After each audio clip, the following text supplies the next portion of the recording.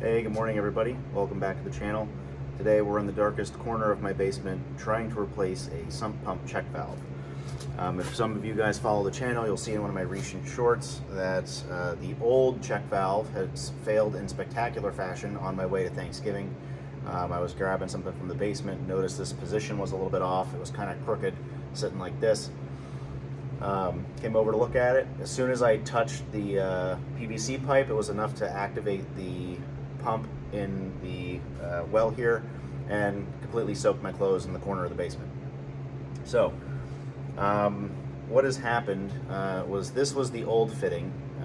This is just a pretty typical, PVC type check valve.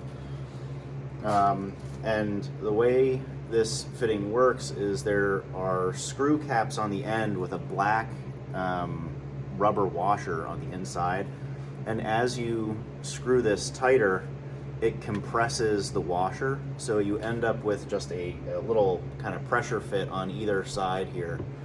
One of the viewers had reported that these can actually work their way loose over time because of all the vibrations and the little bit of movement that's allowed in these systems. And they're just not always the best. They can fail. Also on the inside of this fitting, if you can see in there, there is a white wedge. That is supposed to be a PVC circle that sits on top of the gasket in there. That has also fractured and failed. I think this probably occurred quite a while ago because I had noticed there was a little bit of a trickling noise from the water probably coming backwards through the check valve. And I think that that's the cause. So the valve in here had probably failed as well. The viewer that had kindly commented on my video, though, did also recommend getting one of these type fittings. It's made by a company called Zoeller. I think they are actually the same brand that makes this sump pump that I have here as well. So I figured we'll go with them if they came recommended. On the inside, though, right away I can tell that this appears to be a higher quality part. Sorry for my bad lighting here. There is a metal washer in here. I don't know if you guys can make that out at all. But there is a metal type washer in there. There you go. That is not PVC. I think it looks like it could be brass. I think that this will hold up quite a bit better than the little piece of plastic that was in the previous fitting. However, the sizes of these fittings are different, so I have to cut a little bit of height off of this piece of pipe. This Zoeller valve comes with a bunch of hose clamps, and there are rubber boots on either end. So if you look at these, the one's actually quite a bit taller than the other one. The overall length of this piece from end to end is just about 8.5 inches. There is a 1-inch allowance though on either end for these rubber boots, because 1 inch of pipe has to go into either side. So we need to end up with about 6.5 inches of space between these two. Okay. I think currently we are right around like 3 1/4. Okay. So we're going to take off a little bit. I got to take this out to the garage. We'll saw off a few inches and see how we make out.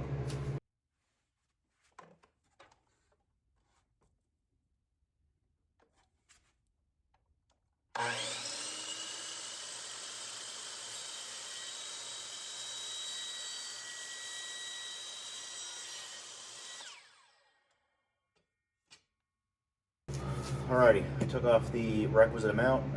Let's put all this back together and see how we did.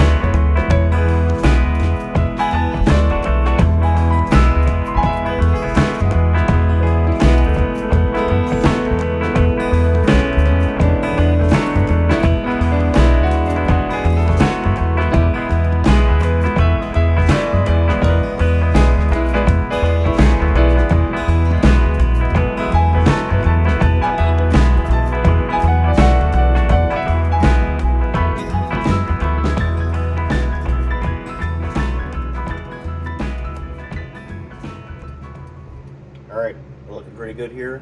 I just realized after I finished all this that I did not put the lid back on, so I'm probably going to have to take this apart to put the lid back on the tank. But let's at least see if it works.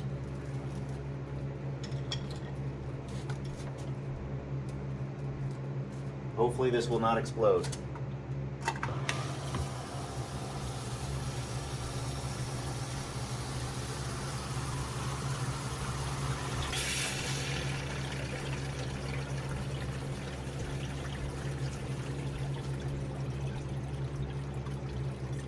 Alright, looks like it worked. I know I need to work on securing this a little bit better, but it looks like we did pretty well. So I hope this is helpful for you if you ever have to replace something like this in the future. If you did find this helpful, please like and subscribe. It really does help out the channel. I'm just getting started, so any feedback you have, I do appreciate. Alright, have a good weekend, and hope you guys have a good holiday.